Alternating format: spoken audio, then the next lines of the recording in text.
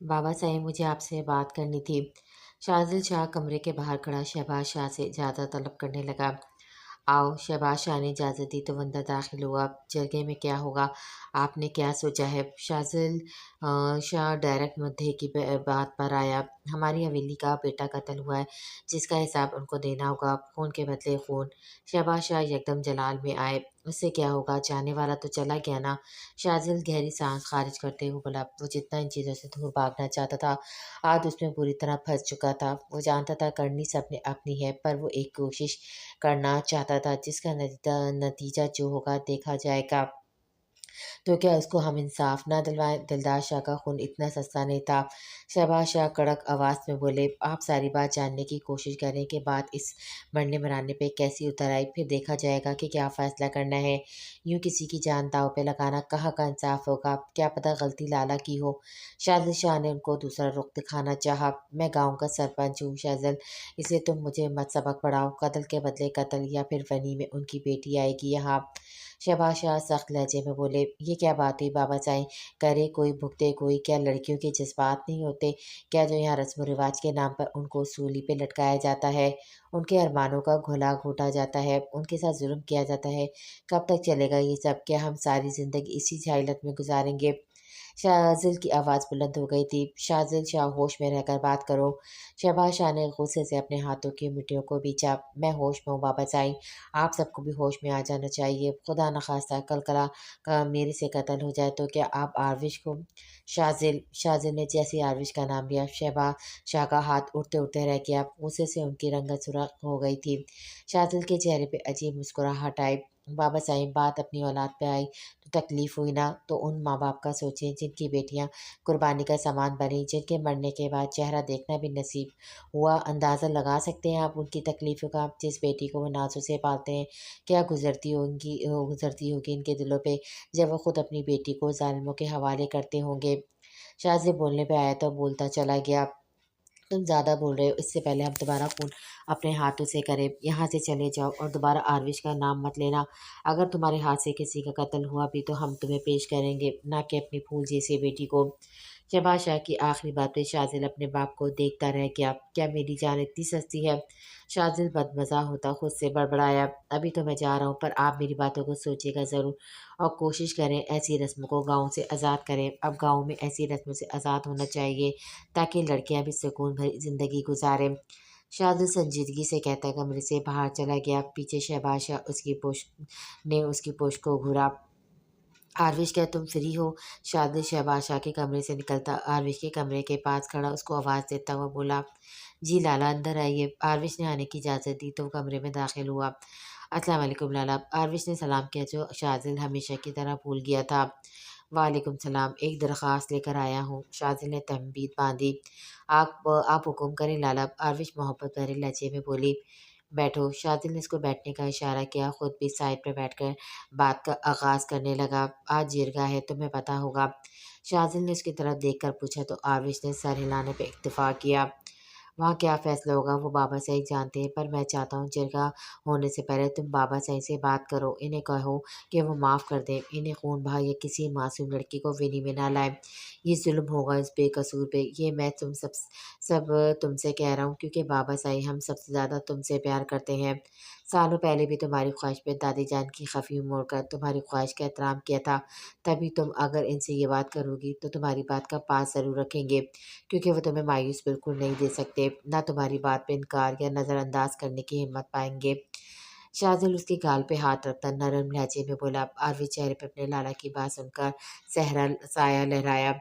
बाबा सही, आप मुझे जिंदा दफना दीजिएगा, मेरा कत्ल कीजिएगा, मेरी लाश कुत्तों के सामने कर दीजिएगा, पर खुदा के वास्ते मेरी इल्तिजा पूरी करें। सारी उम्र फिर कुछ नहीं मांगूंगी, प्लीज़ मुझे एक बार उससे मिलने दें। कहाँ खो गए आरविश? आरविश जो माजी में खो गई थी। शाजिल के चुटकी बजाने पे होश में आए। कहीं नहीं लाला, आपकी हर बात दुरुस्त, पर इस बाबा साईं कितनी मोहब्बत क्यों ना करें, पर उनको अपने खुद साख्ता सूरों से सबसे ज़्यादा लगाव है। वो मेरी बात बस सुनेंगे, मानेंगे नहीं।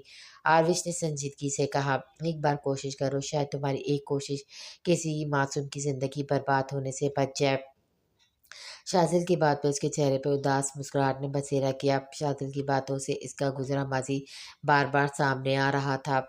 جاؤ پھر، شاذل نے کہا تو بیڈ سے اپنی شال اٹھا کر کھڑی ہوئی۔ شاذل نے محبت سے اپنی بہن کو دیکھ کر گہری سانس خارج کی۔ وہ معصوم ہے، کسی مظلوم پہ ظلم نہیں کیا جاتا، اس کی عمر کا لحاظ کریں، وہ برداشت نہیں کر پائے گا، وہ بہت معصوم ہے، بہت۔ شہباز شاہ کمرے کے دروازے پہ ہاتھ رکھا تو کئی سال پہلے اپنے کہے جملے کانوں میں سنائی دیے، جیسے اس کی آنکھوں میں آنسو گال پہ پھسلا۔ ایک بار پھر وہ اپنے جان نچھاور کرنے والے باپ کے پاس التجا کرنے آئی تھی۔ فرق یہ تھا، پہلے دل کے حال سے مجبور ہو کر، اور آج اپنے لالا کی اصرار کرنے پہ۔ پہلے وہ خالی ہاتھ واپس لوٹا دی گئی تھی، آج جانے کیا ہونا تھا۔ آپ سے بات کرنی ہے، آروش کمرے کے بیچ کھڑی شہباز شاہ سے بولی، جو اپنے بندوق کا معائنہ کرنے میں مصروف تھے۔ آ جاؤ، بیٹھو بیٹھو، کرتے ہیں باتیں۔ شہباز شاہ نے آروش کو دیکھا تو بندوق کو بیٹ سے ہٹا کر مسکرا کر بولے، آج جرگے پہ کیا فیصلہ ہوگا؟ آروش بنا بیٹھے مدعے کی بات پر آئے۔ شہباز شاہ کا چہرہ جو آروش کو دیکھ کر کھل اٹھا تھا، اس کی بات پہ چہرے کے تاثرات سر سپاٹ ہوئے، جن کو دیکھ کر آروش کو افسوس ہوا اپنے آنے پر۔ شاذل نے بھیجا ہے تمہیں؟ شہباز شاہ نے پوچھا۔ جی، آروش نے سچ بتایا، اس کو میں نے جواب دے دیا تھا۔ شہباز شاہ چہرہ دوسری طرف کیے بولے، آپ ایک بار پھر سے ظلم کرنے والے ہیں۔ آروش کے لہجے میں افسوس تھا، یہ ہم مردوں کا معاملہ ہے، تم دور رہو۔ شہباز شاہ کا انداز دیکھ کر آروش کا دل لہولان ہوا تھا۔ جس باپ نے ہمیشہ شفقت دکھائی تھی، ان کا یہ رویہ اس کی برداشت سے باہر ہوتا تھا۔ ٹھیک ہے، پر ایک بات کہنا چاہوں گی، معاف کرنا خدائی صفت ہے، اللہ سب دیکھتا ہے۔ بچوں سے اپنے والدین بہت پیار کرتے ہیں، ان کو ہر سرد ہوا سے بچاتے ہیں۔ اگر آپ کا فیصلہ کسی بچی کے لیے ٹھیک نہیں ہو تو ایسا نہ ہو آپ میری شکل دیکھنے سے ترس جائیں۔ آپ کہتے ہیں نا میں آپ کے دل کا ٹکڑا ہوں، تو کہیں یہ ٹکڑا گم نہ ہو جائے اور آپ ڈھونڈ نہ پائیں۔ آروش اس سے پہلے مزید کچھ بولتی، شہباز شاہ کے کھدرے لہجے پہ خاموشی ہوئی۔ آج یہ بات کہہ دی، دوبارہ مت کہنا، کیونکہ اپنے باپ کو نئی آزمائش میں ڈالتی ہو۔ شہباز شاہ کا دل تڑپا۔ آروش کی بات پہ ایک اکلوتی بیٹی تھی، جس کے لیے انہوں نے بہت لوگوں سے منہ موڑا تھا۔ آزمائش؟ آروش اتنا کہتی بے بسی سے ہنس پڑی، جس سے اس کی آنکھوں میں نمی اتری۔ آزمائش تو میری زندگی ہے بابا صاحب، ایک پچھتاوا، اندیکھی بے چینی تڑپ جو مجھے چین نہیں لینے دیتا۔ آروش کی بات پر انہوں نے اس کے سر پہ ہاتھ رکھا۔ زندگی میں کچھ چیزیں لا حاصل حسرتیں ہوتی ہیں، جن کو لے کر ہمیں جینا پڑتا ہے۔ پہلے تو بچی تھی، اب بڑی ہو، اس لیے قصے کو بار بار مت دہرایا کرو۔ شہباز شاہ کی بات پہ وہ کچھ قدم دور ہوتی کمرے سے باہر نکل گئی۔ اس کو مایوس زیادہ دیکھا شہباز شاہ کو خود سے زیادہ شاذل پہ غصہ آیا، جس نے اس کی کمزوری کو آزمایا تھا۔ کیا کہا بابا صاحب نے؟ شاذل جو بے صبری سے آروش کا اس کمرے میں انتظار کر رہا تھا، اس کو آتا دیکھا تو بے صبری سے پوچھا۔ وہی جو آپ کو جواب دیا، آروش نے بے تاثر لہجے میں بولا تو شاذل نے ٹھنڈی سانس خارج کی۔ تم میں آخری امید تھی، سوچا تھا تمہاری بات وہ مان لیں گے، اب بس اللہ سے دعا کرنی ہے۔ شاذل جواباً بولا، لالا سے کہیں وہ بات کریں۔ آروش کچھ سوچ کر بولی، تمہیں تو پتہ ہے وہ کہاں ٹھیک سے بابا سے بات کرتا ہے، اور میرا کہنا ان کا کہنا ایک برابر ہے۔ شاذل نے کہا، آپ جائیں گے جہاں جرگہ بیٹھا جا رہا ہے؟ آروش نے پوچھا۔ ظاہر ہے سب مر جائیں گے، شاذل نے بتایا۔ بابا صاحب کے بعد آپ تایا جان یا دیدار لالا کو موقع نہ دیجیے گا کہ سرپنچ کی پگڑی وہ پہنے، بلکہ اس جگہ پہ آپ بیٹھے گا تاکہ ہمارے گاؤں کے یہ اصول ختم ہو جائیں۔ آروش امید بھری نظروں سے اس کو دیکھ کر بولی، جس کا جواب فی الحال شاذل شاہ کے پاس نہیں تھا۔ وہ یہاں نہیں رہنا چاہتا تھا تو پھر گاؤں کا سرپنچ بننے کا تو سوال ہی پیدا نہیں ہوتا تھا۔ نور آ رہی ہے لندن سے، مسز خان نے صبح ناشتے وقت دلاور خان اور یمان کو بتایا۔ ماشاء اللہ، بہت سالوں بعد آ رہی ہے اب تو، دلاور خان محبت سے اپنی بیٹی کا ذکر کرتے بولے۔ ہاں، کہہ رہی تھی اب بھی بس چند دنوں کے لیے آئے گی، مسز خان نے بتایا۔ یمن عدم دلچسپی سے سنتا رہا، اس نے بس نام سنا تھا ان کی بیٹیوں کا، پر کبھی ملنے کا اتفاق نہیں تھا، کیونکہ شادی کے بعد وہ دوسرے ملک میں رہائش پذیر تھی۔ آج مجھے ایک کانٹریکٹ سائن کرنے جانا تھا، میٹنگ ہے میری تو شاید آنے میں وقت لگ جائے گا۔ نیپکن سے ہاتھ صاف کرتے یمان نے ان کی گفتگو میں مداخلت کی۔ کس کے ساتھ ہے؟ دلاور خان نے پوچھا۔ ہمایوں قریشی ہے، انہوں نے آفر کی ہے، یمان نے بتایا۔ اس کی ریکارڈنگ کب سے سٹارٹ ہے؟ کیونکہ اس بار میں جو فلم پروڈیوس کر رہا ہوں چاہتا ہوں اس کے سارے گانے تمہارے ہوں، دلاور خان نے بتا کر پوچھا۔ ابھی ٹھیک سے میری بات نہیں ہوئی ان سے، کانٹریکٹ سائن کرتے وقت معلوم ہوگا۔ آپ بتائیں آپ کب فلم کی شوٹنگ سٹارٹ کر رہے ہیں؟ यमान ने संजीदगी का मुजाहरा किया। इस साल तो बस ट्रेलर रिलीज़ होगा, जिसके गाने में तुम्हारी आवाज़ होगी तो ट्रेलर मशहूर होगा। मैं तो चाहता हूँ हीरो में तुम्हें कास्ट करूँ, पर तुम मानोगे नहीं। दिलावर खान मजाकिया लहजे में बोले, मुझे सिंगर ही रहने दे। यमान सर झटक कर बोलता, इसको फिल्म में काम करने का बिल्कुल शौक नहीं था। हमारा बेटा शाय है, तुम्हारी फिल्म में रोमांटिक सीन होते हैं, हमारा यमान कहाँ कर पाएगा। मिसेस खान की बात पर यमान को खांसी का दौरा पड़ा। उसको मिसेस दिलावर खान से ऐसी बात की तवक्को नहीं थी। जबकि उसकी सुर्ख रंगत देखकर दिलावर खान का कैकमा गूंज उठा। मेरे ख्याल से मुझे जाना चाहिए। यमान मुस्तकीम ने जाने में आफियत जानी। मेरी बात पे गौर ज़रूर करना, दिलावर खान ने शौक लहजे में कहा। मकसद यमान को तंग करना था, जो वो भी हो गया था। यमान का अपना एक स्टूडियो था, वो वहाँ आया तो अरमान पहले से वहाँ मौजूद था। कुछ पल तो वो उसको देखता रहा, फिर अरमान ने उसको मुखातिब किया। सर, वो जब मैं आपके घर गया था तो आपकी बड़ी बहन बहुत खफा आई। उन्होंने दोबारा आने से मना किया, कहा कि उनको उन चीज़ों की नहीं बल्कि अपने भाई की ज़रूरत है। और यमान सपाट नज़र से उसको देखकर बोला, और ये कि दोबारा सामान वो नहीं लेंगी। अरमान ने बताया तो यमान ने गहरी सांस खारिज की। ठीक है, तुम जाओ। यमान को अचानक अपने साथ में दर्द की ठेसें में उठती महसूस हुई तो उसको जाने का कहा। सर, डॉक्टर के पास चले। अरमान समझ गया था उसकी हालत, तभी फिक्रमंदी से बोला, मैं ठीक हूँ, तुम बस मेरी मेडिसिन दो। यमान ने टाला। जी अरमान जी कहता जल्दी से इसके लिए मेडिसिन उसको दी। आपसे एक और बात करनी थी। यमान ने दवाई ली तो इरमान झिझक कर कहा, बोलो। यमान ने कहा, आप एक मर्तबा कराची चले जाएं, आप भी तो अपने घर वालों को याद करते होंगे। हुमायूं कुरैशी को कॉल की पे बता दो मैं आ रहा हूँ। यमान उसकी बात काट कर बोला तो अरमान सर झुकाता वहाँ से चला गया। उसके जाने के बाद यमान खामोशी से सोफे से टेक लगाता आंखें मूंद किया। मेरा दिल बहुत घबरा रहा है, जाने क्या होगा जरगे में। माई की परेशानी से डूबी आवाज़ सुनकर आमना ने गहरी सांस ली। इंशाअल्लाह अल्लाह हमारे हक में फैसला करेगा, आमना ने उम्मीद भरे लहजे में कहा। अल्लाह तो करेगा, पर ये तुम भी जानती हो शहबाज शाह अपने सूलों के कितने पक्के हैं।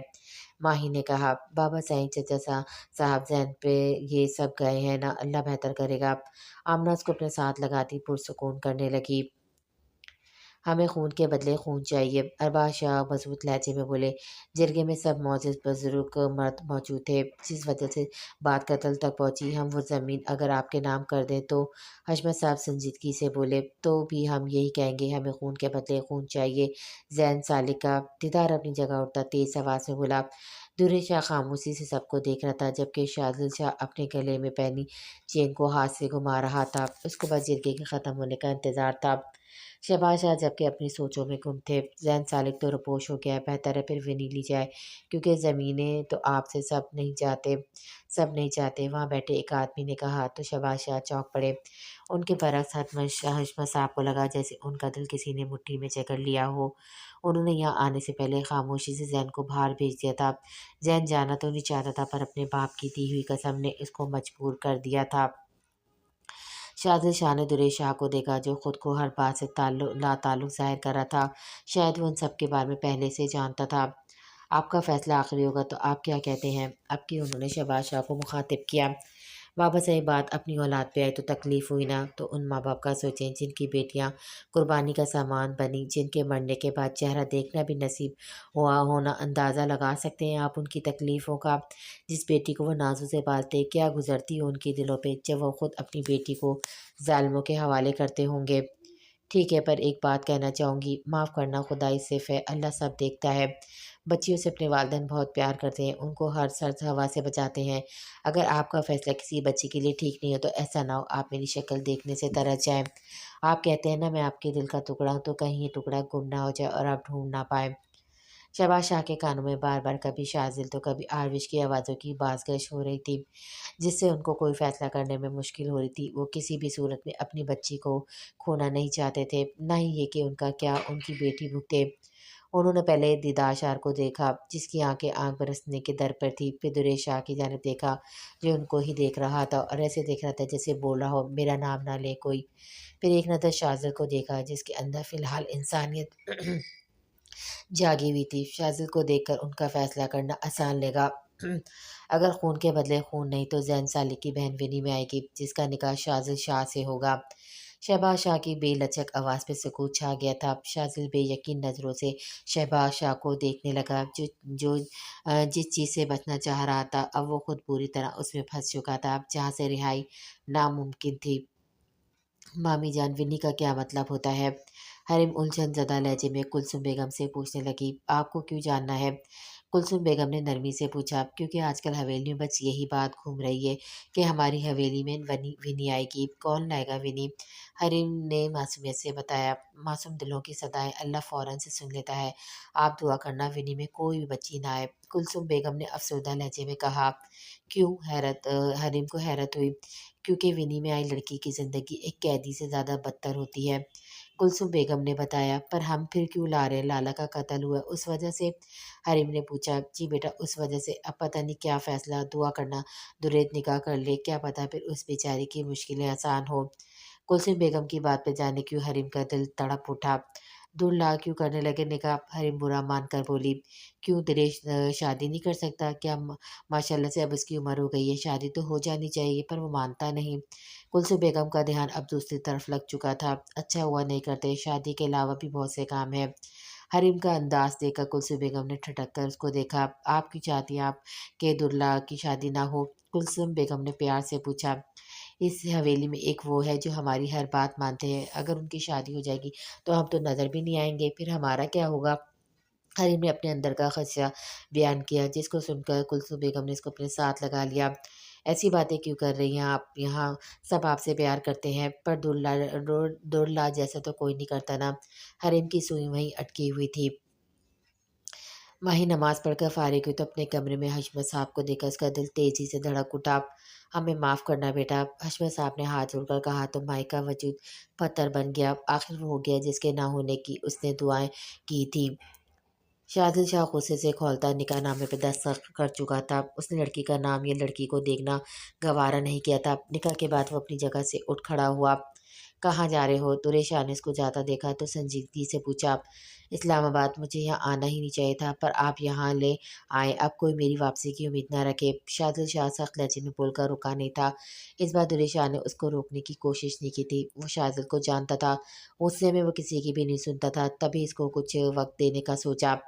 शाज़िल शाह जो कुछ दिन पहले इंसाफ इंसाफ बोला था, आज खुद किसी के साथ नाइंसाफ़ी करके शहर जा चुका था, एक मासूम जान को छोड़कर जिसको इसकी अशद ज़रूरत थी। ईशा कब से यमान के कमरे के दरवाजे के पास खड़ी यमान को देख रही थी, जो आज कॉलेज जाने के लिए ऐसे तैयार हो रहा था जैसे किसी की शादी में जा रहा हो। मेरे भाई खैर तो है? क्या हुआ है? तुम्हारे अंदाज आज कुछ निराले लग रहे हैं। ईशा से रहा नहीं गया तो बोल पड़ी। खैर है, क्यों आपको नज़र नहीं आ रहा? या यमान अपनी शर्ट का कॉलर ठीक करता सरसरी लहजे में बोला। उसको बस कॉलेज जाने की जल्दी थी। आज से पहले तो इतना तैयार श्यार होकर कॉलेज नहीं गए, आज किसको इम्प्रेस करने का इरादा है? ईशा की सुई एक ही बात पे अटक गई। ऐसी कोई बात नहीं, ये मेरा रोज़ाना मामूल है। यामान मज़ीद सवालों से बचता बोलकर अपना कॉलेज बैग उठाकर कमरे से बाहर चला गया। कुछ सोचकर ईशा भी इसके पीछे सहन तक आई। ईमान ने तार पे कपड़े डालती फजर को देखा तो उसकी जानिब आया। अभी मैं कैसा लग रहा हूँ? यमान फजर के पास आकर बोला। फजर ने पलटकर हैरत से उसको देखा, क्योंकि आज से पहले यमान ने कभी ऐसी कोई बात नहीं पूछी थी कि मैं कैसा लग रहा हूँ। बताओ बताओ, आज तुम्हारा डिम्पल बॉय फुर्सत से तैयार हुआ है, और तो और मेल फेयर लवली क्रीम भी लगाई है हुई है चेहरे पे। ईशा अपनी हंसी दबाए शरारत से इसको देखकर बताने लगी तो यमान सब टपटा गया। तो उसमें कौन सी बड़ी बात है? आप भी तो अपने चेहरे पे इतनी मलती हैं। यमान ने हिसाब बराबर किया, जबकि फजर कभी यमान को देखती तो कभी ईशा को। एक मिनट, क्या वाकई यमान तुमने आज क्रीम लगाई हुई है? फजर ने मदाखलत करते हुए यमान से पूछा तो वो कान की लौ खुजाने लगा।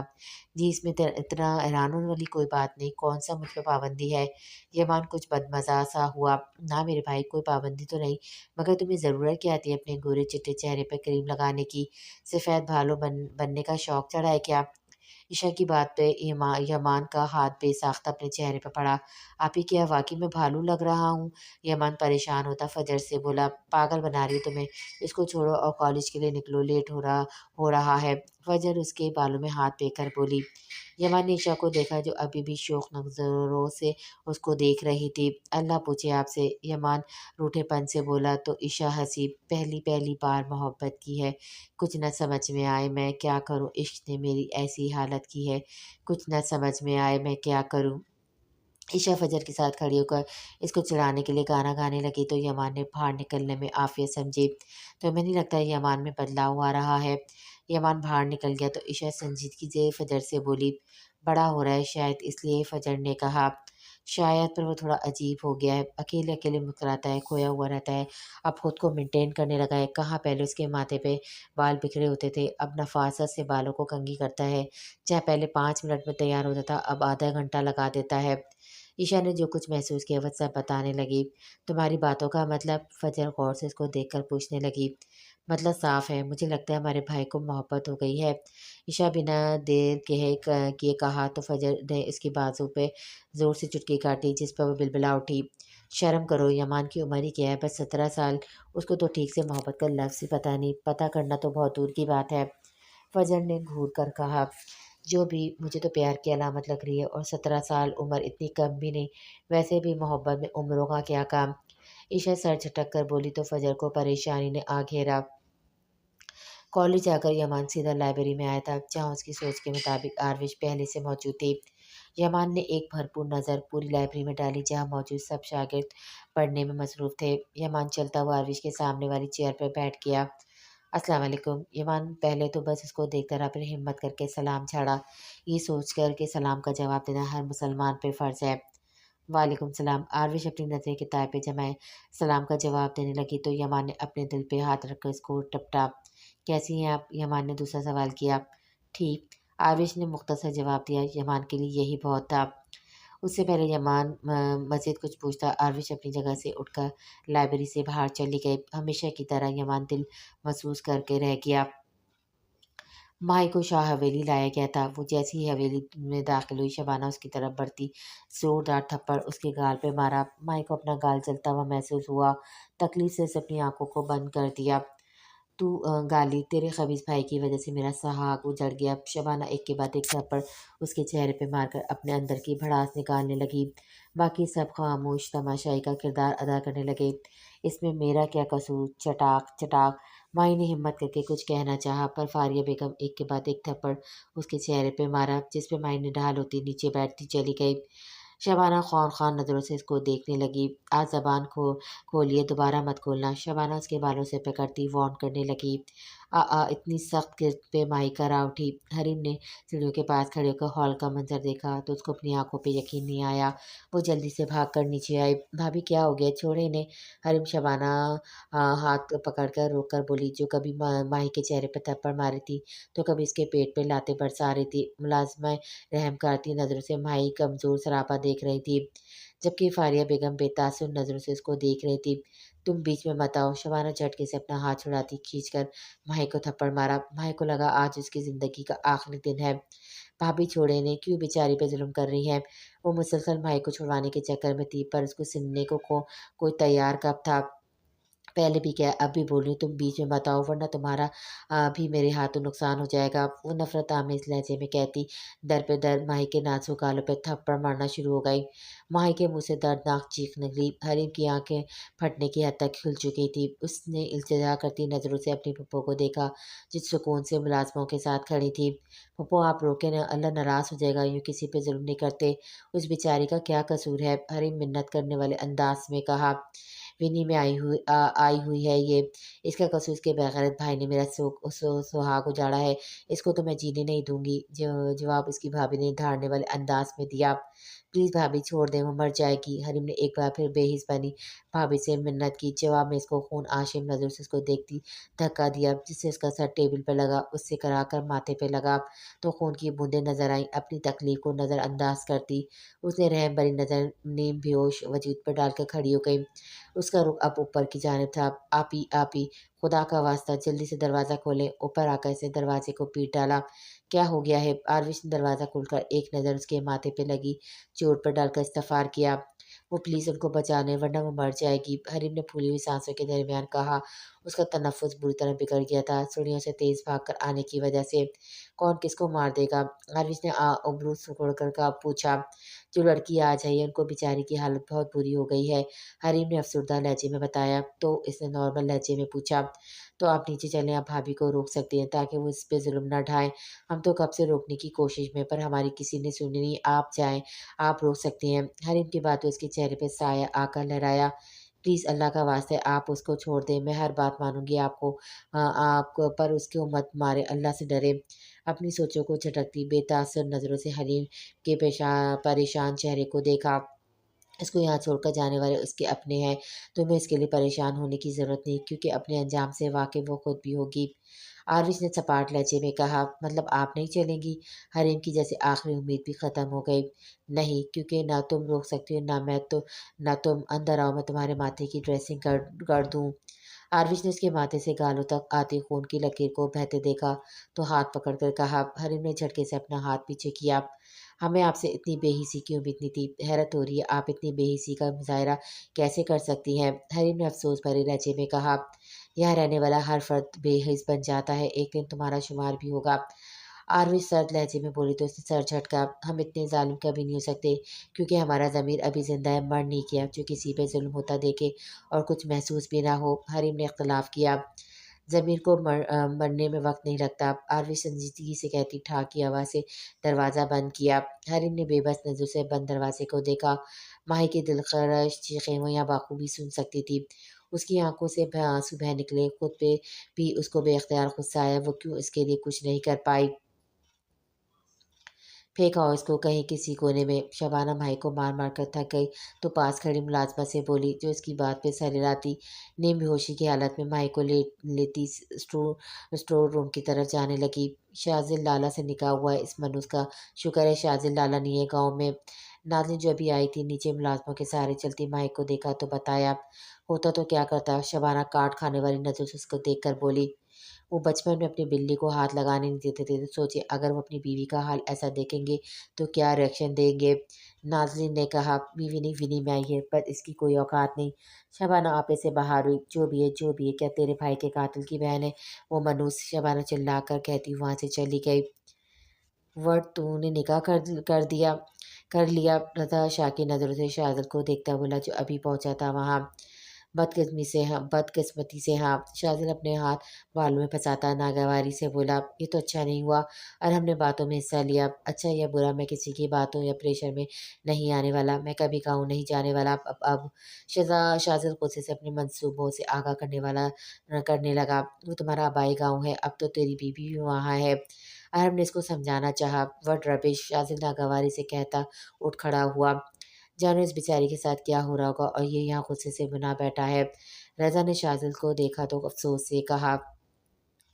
रात का वक्त था आरविश किचन में आती वहाँ से पहले फर्स्ट एड बॉक्स लिया। एक ट्रे निकाल कर उसने पहले दूध गर्म किया। 2 रोटियां पकाकर उसने फिर इससे सालन निकाल कर उसको भी गर्म किया।